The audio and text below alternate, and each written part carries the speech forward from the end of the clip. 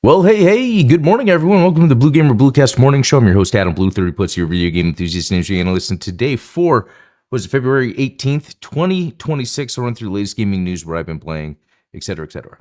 So, the camera's not exactly where I want it. I feel like there's this continuation of my tech stuff as I do these shows, and it's like, I there's a lot going on. For the Gundam Explain channel, I do a lot of overhead shots. So I mounted a camera to be always above here, so I don't have to put my DSLR above, because this other camera is pretty good. But I had to find another arm, and I don't really... Anyway, there's probably a support group for this, right? Where streamers, their setups are kind of a pain, and they need to talk to others. But that's not what the show is. We're going to talk games. I haven't been here in a while, so... What happened was Monday was President's Day. So not only did the kids not have school, but my job was a holiday, and that doesn't normally happen with the jobs I've had in the past. So I decided to just go with it. It's just I'm up and still around doing things, but I just kind of lately I've enjoyed my mornings so much, just kind of waking up, chilling, stretching, really doing some stretching. It really helps.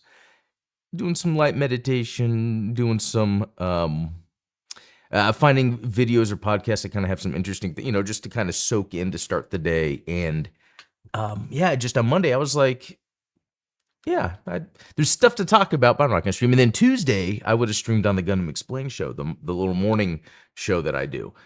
And I woke up with some really bad back pain. Now, I'd had the back pain a little bit earlier, and it's unrelated to working out. It's really not that bad. I've had worse. But yesterday in the morning, when it was like time to sit in the office chair here in the office, I was like, I don't really feel like sitting in the chair. I just want to be on the couch, for work. Anyway. There's some other random background stuff. So we're back today, and there is so much interesting stuff that's happened over the weekend. And what we're in a second, we're going to talk a little bit more about Highguard. I didn't really want to, but it's just that I think there's some interesting lessons here that I want to discuss. But also, I think that's it for a main topic that I'm going to get to. Usually I jump into a game, but I'll jump into what I've been playing. So. Blaze Blue Entropy Effect X. This is a sequel to its side-scrolling kind of action game, combat game. It says I played 4 minutes. Maybe I only played 4 minutes, but I kind of fell off. The beginning tutorial kind of area is kind of interesting. It's like separate from everything else, and then immediately it goes into almost like where you got to go around and talk. I don't know. I just got to a point where I was like, this isn't pulling me in, so I moved on. I might get back into it, but okay, check this out. Divine Dynamo Flame Frit, and you guys are like, what? Trust me, I said the same thing. So it's made by Inti Creates. They make some interesting retro-style games. I bought it on the Switch. It was only $6.99, and it's actually $6.99 on PC also, and it plays like A Link to the Past in a way. It might be stage-based. It doesn't seem like it's one big open world. It might be, it might not be. It's really basic. This really is like a game I would have rented and played on the Super Nintendo, enjoyed my time with it. And then, as you can see, this kind of first-person mecha combat. So that's like the boss battle in a way. So you go from running around A Link to the Past style, and then you go into these little mecha thing, and it's fun. I could see it being pretty short. It's only $6.99. I think it's a good time. I think this totally represents, that era back in the 90s where we'd go rent a random game on the Genesis or Super Nintendo. We had no idea what it is, and we play it, and sometimes you can beat them. Sometimes you can't. Okay, so next up, the dog just randomly staring at me, so I don't know what that means. Another game actually that hasn't shown up on this list, Neo 3, because on the PlayStation 5 and maybe PC, I didn't check, but on PlayStation 5, I know that there's a demo, and it's like a big chunk of the game. I think my brother said he played 10 hours, so I might do that just to then see, okay, am I willing to pay then to continue on. Just because with the second game I got it and I didn't continue. I don't know. Okay, yeah, I jumped into a little bit of Xenoblade Chronicles 2, just in that beginning area still. Again, I'm kind of waiting for Nintendo to say if they're going to have some sort of update to it. I don't know. I would have beaten it by now, maybe. I don't know. Okay, here's the interesting one. Visions of Mana. So I was hanging out with my brother over the weekend, and we were just talking games. And, because I was talking about Xenoblade, he's like, well, have you checked out Visions of Mana? Now, I'm familiar with Secret of Mana, that came out on Super Nintendo. So I just thought the JRPG, probably not my thing. But you know what? Look at this. Visions of Mana. I've put in 5 hours and 24 minutes. I am enjoying this game way more than I thought I would. So here's how I would describe Visions of Mana. It would be like, again, I kind of use Ocarina of Time as like this sort of truth stone. I have no idea. Ocarina of Time represents a certain type of game, kind of like that 3D adventure style action game, where there's puzzles along the way and there's secrets.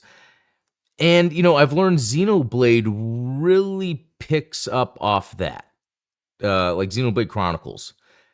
And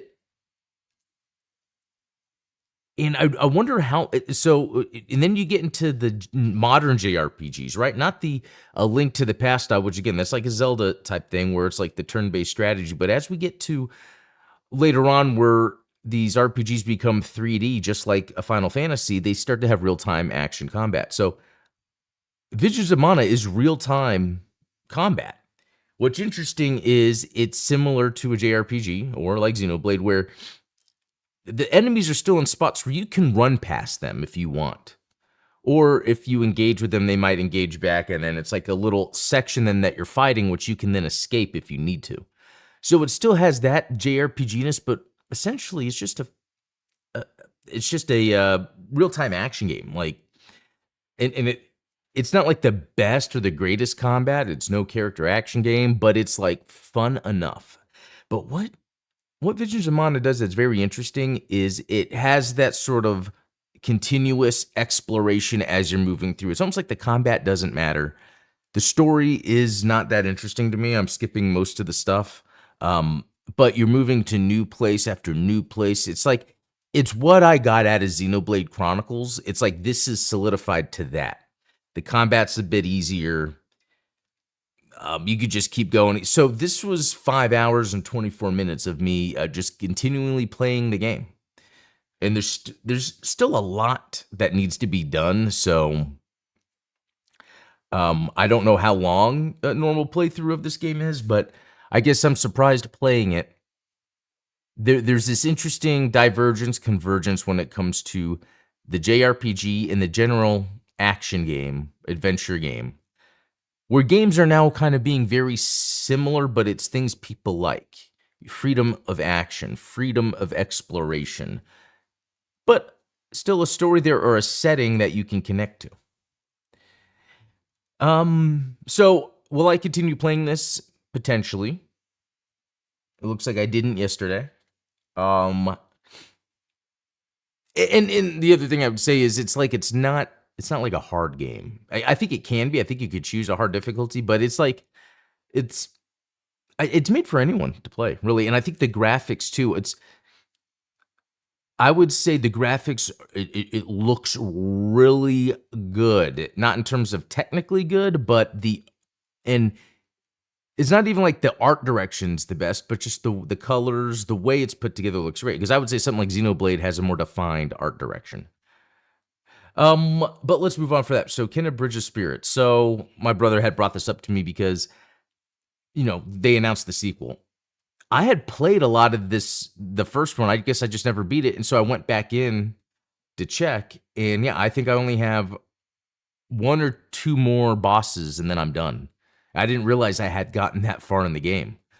And according to this, it doesn't say the time, but it's like 12 hours, 13 hours maybe, if I count what I did over the weekend. I guess I could add that in here, right?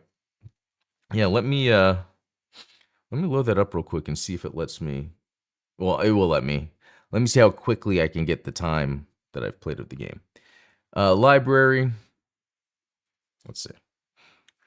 13 hours and 1 minute, which I've heard that the game takes around that time to beat it anyway, or even a little less. I did when I was doing my playthrough, and maybe why I stopped is I was kind of not necessarily taking my time, but if I saw interesting stuff, I would kind of go off, and it has that good exploration element to it. All right, played some Sonic Racing Crossworlds with the wife, and then I think she felt it too. We're just kind of like, I think we're done. After 24 hours of co-op racing together, I think we're done. So I think, that's really about it. Again, I feel like I want to just focus on Xenoblade Chronicles 2. It's just Nintendo could be announcing an upgrade pack for it soon, or I don't know, would they really come out with a definitive edition that's different enough? And just to double check, we'll see when the game came out. Yeah, and that's 2017. I mean, that's not 10 years yet. It wouldn't be beyond them to already come out with a definitive edition. But it could be a definitive edition, Switch 2 edition, whatever you want to call it, and an upgrade for those that already have it. I can see it. But I want that sooner than later so I can actually play it, because I want to get to 3 and then I'm done. Okay, so oh yeah, I was just reading something here that says, like, the game is a slog for the first half. They said of Xenoblade Chronicles 2, which, to be honest, is not that bad. I remember hearing that, and I don't think it's that bad. So, I mean, it's kind of cool to see that people, like, just stick with it, Okay. Okay, the next thing I want to talk about has to do with Highguard. So, interesting thing with Highguard, Stephen Totillo dropped something on his game file Substack that indicated that Tencent was behind the funding of Highguard. And so the idea is like, oh, then they're no longer independent. And it's very interesting how Highguard has unfolded when there's some sort of friction and people are voicing their opinions online. It seems like those then with influence within the industry are either missing the mark or they just don't want to talk about it. I'd like to assume ignorance and complacency over malicious intent, but you be the judge. So what happened was, when it comes out that Tencent was funding Highguard, we all know that the CEO of Tencent is on the board of directors for the Game Awards, and it's not so. Okay, so basically, when it came out that they were backed by Tencent, and so they're not indie, Christopher Dring, who is someone that's just come up recently because he reports for, or is the editor-in-chief for the game business. Now, this is just a Substack, too. It appears, like, oh, this is someone that knows what they're talking about, right? I mean, I don't know. Because every time he's popped up so far has been something related to a tweet he made about some statistics, and then they were actually incorrect. But this is not uncommon with those that are in the game industry. They tend to see the game industry from the layer in which they are embedded in, and not for the gamer who, for me, again, I love gaming. I stream here every day, but I have a full-time job that's way more important than this. So I can be a little more open and with my gaming thoughts and ideas, and nothing about this gaming space, it has anything to do with my professional well-being, I guess you could say. So Christopher Dring, goes to, I guess he retweeted Stephen Totillo's tweet to say, we already knew this. But then, because people are making a big deal, he goes to Twitter to say, when a big independent studio forms, they typically go through funding rounds where they ask investors to support their project studio. Blah, blah, blah, blah. He's pretty much just saying, hey, this sometimes happens where a big studio is funding. It's like, yeah. And so I had to respond and be like, Again, that's not the conversation. This is that same thing with Fran Mirabella, where he was posting like the numbers in the reviews and being like, what are the reviews? Here are the stats. And it's like, yes, there's a reason people are trying to say something. Sometimes, especially on X, people really don't have the ability to properly articulate what they want, especially in a tweet. Even if you get more space, you could see here where I responded and then he just said, nope. And then I'm like, all right, figured I'd engage in a conversation. But sadly, this is one of those examples where X ain't it. And, just to reinforce my thoughts, 15 likes on this, 8 on his nope. So not that that matters, but again, this is the conversation that when the same capital networks funding studios are also embedded in the industry's biggest showcase platforms, and those platforms heavily spotlight the exact live service model players are burning out on, it creates a perception problem. This is 100% what is happening and what happened. People like Jeff Keighley, Tencent, they are so inside the industry where their livelihood is based on the monetary gain or loss that happens within that. So for them, they're looking at something that's very money related. It's like, oh, Tencent's back in this game that is made by Titanfall, Apex developers, and it is a live service game. This can make money. Not that they're being nefarious about it. It's more of this is what they're locked into and why they make the decisions they do. So when Highguard is announced as the main game at the Game Awards, at the end, people are like, it's not like we have a problem with the game. It's more of that's kind of tone deaf for where the industry is, right? Like the live service model has, for the past few years, shown where the industry's falling apart, where games just get canceled even after they get released. People are getting laid off. People are already getting laid off from the Highguard devs. Wild something. I totally forgot the name. And it's like the proof is right there. It's like the game journalists, the people that are online that are kind of just, they're like going with the flow. Oh, look, this game got announced and let's talk about this and that. And when there's things underneath, it's like, is this safe for the industry? Should we be pushing all these live service games that gamers are obviously getting burnt out on? People are losing jobs over, studios are closing over. Anyway, it's just I bring that up and the response is nope. So this just tells me, no shade thrown at Christopher Dring. I was taking his commentary of the industry a little more seriously than I thought. This seems to be more of just someone that wants to turn gaming into a profession. So so you're going to miss those layers of commentary to speak on. And I'm constantly getting likes every minute. See, a minute of that. I don't get much interaction on Twitter. Twitter is where I go to see what are devs that I follow talking about. What are those smaller indie devs that come out with 2D games? What's the updates? But every once in a while, I'll come on here and I'll see some more bigger names that people tend to report on and listen to saying things that are just so out of touch, just as out of touch as the Game Awards.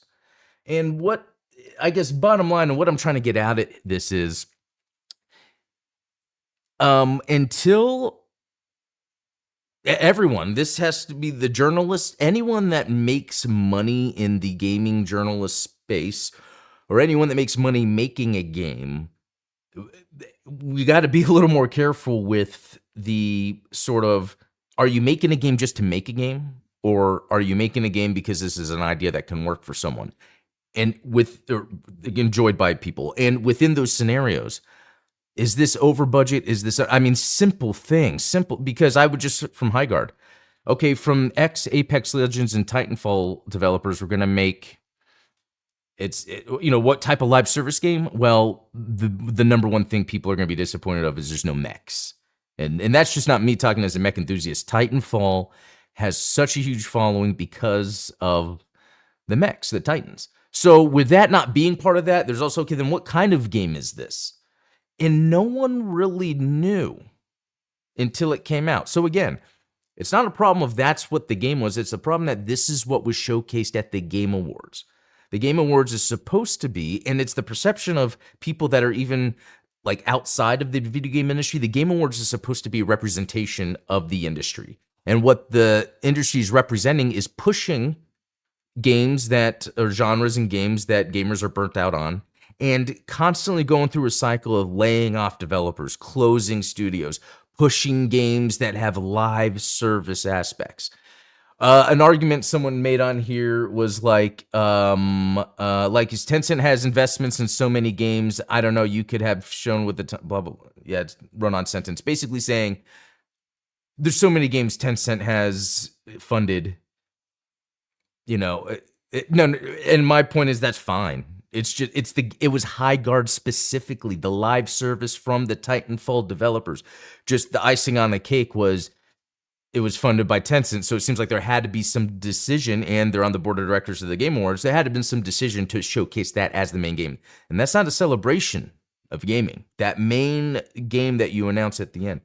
The other thing was, and this is when he did respond. He said it isn't because I've heard the conspiracy, but this is not a conspiracy, and again, this is where I don't know why this has to be. It's not a conspiracy theory. It's a fact that Tencent funded a live service game that was then pushed as the main game of the show of the Game Awards, and the whole market reacted by saying this is not what we want, and now people are being laid off.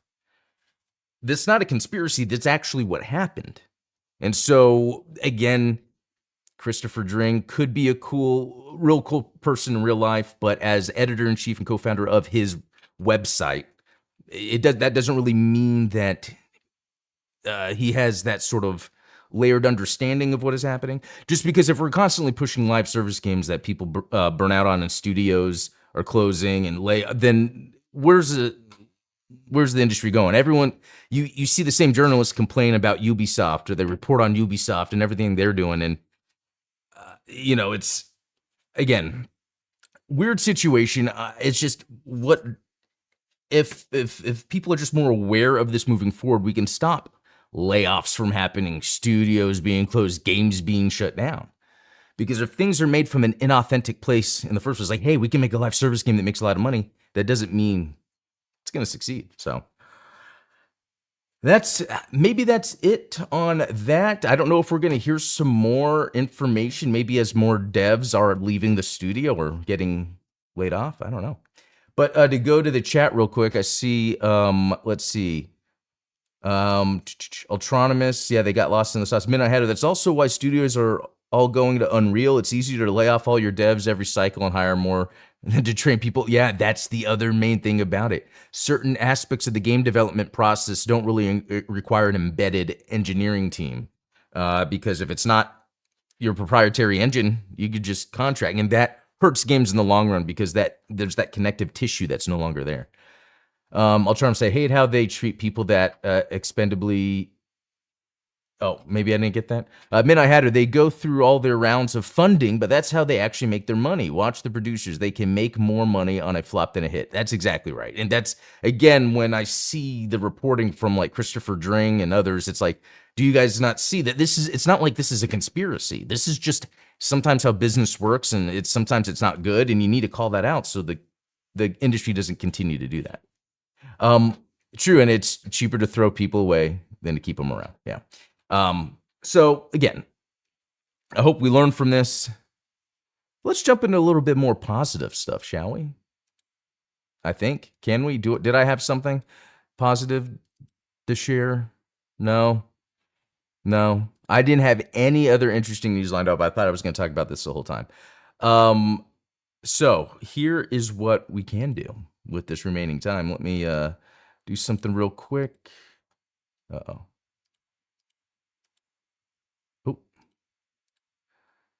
Where is it? Okay. A demo for a game I've been wanting to try. Oh, hold up. You know what? Oh, there we go. So I did play something else. I was showing my brother Project Nimbus. I forgot to tell you guys about Iron Saga Verse. I think I'm going to play that for the Gundam Explain channel.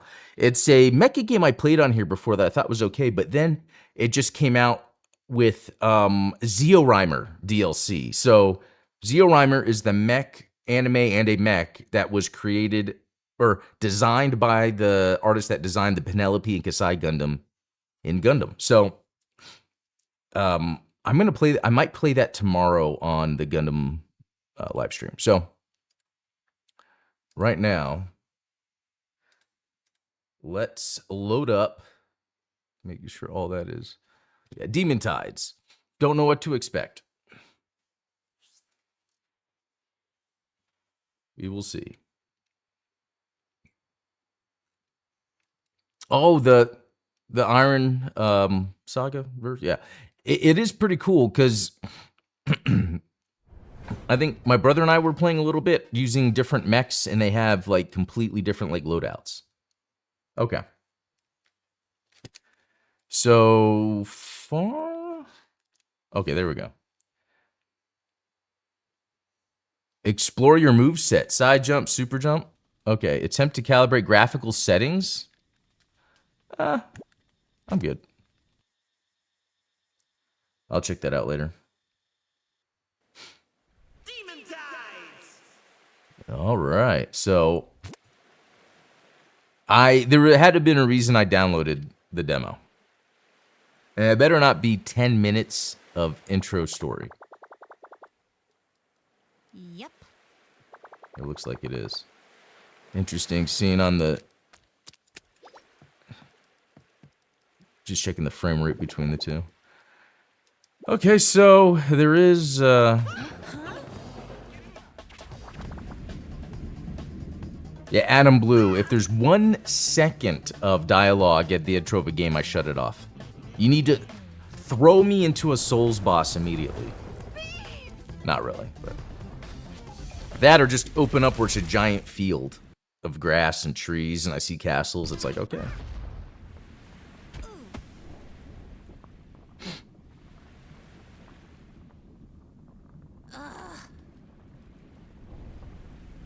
Okay.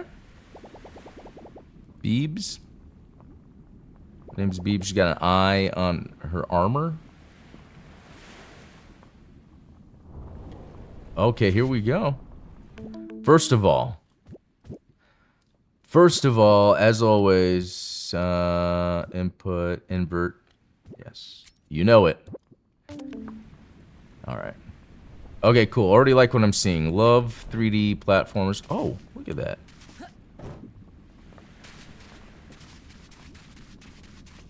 This feels really good.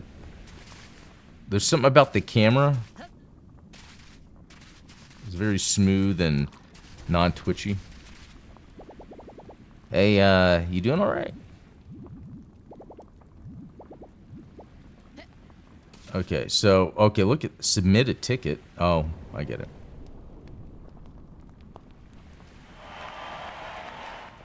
What in the world?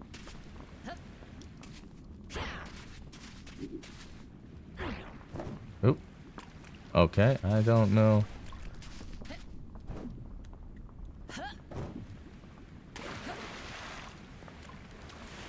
Can I be in the water? Oh, maybe I can. This is interesting. That's to take a picture.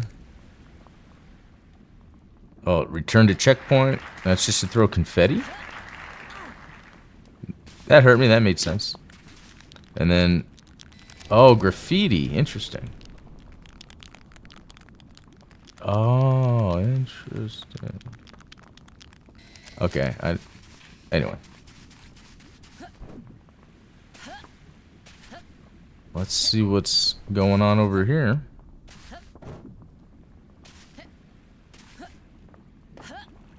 Watch out for lethal goo, huh?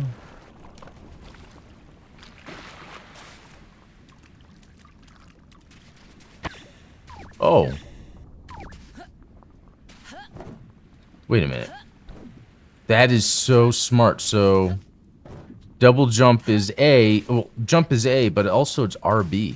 So if you need to move the camera around,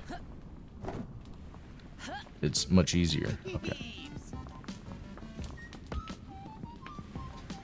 Okay. DK, now we're cooking. DK, huh? Donkey Kong? Lucy and Midgie, alright. Mario and Luigi. I feel like these are all like Nintendo references.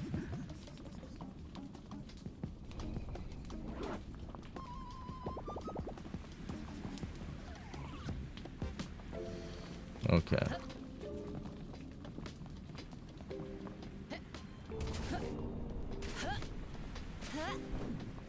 Oh, that was neat.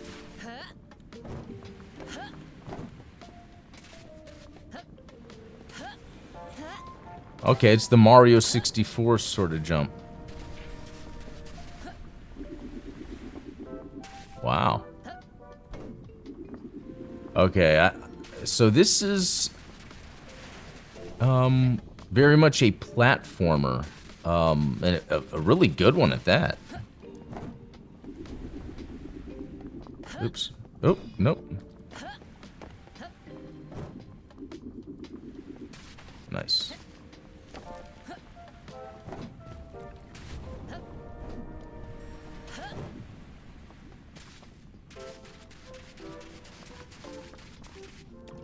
Okay, got some peeps coming up here.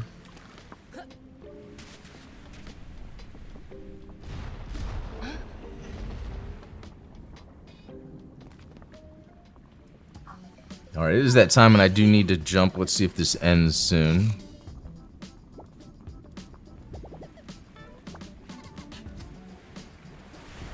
Oh, the checkpoint, so good timing.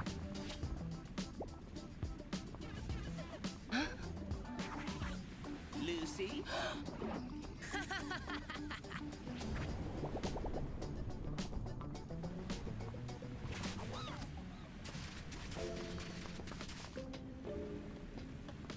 Alright, checkpoint, which checkpoint?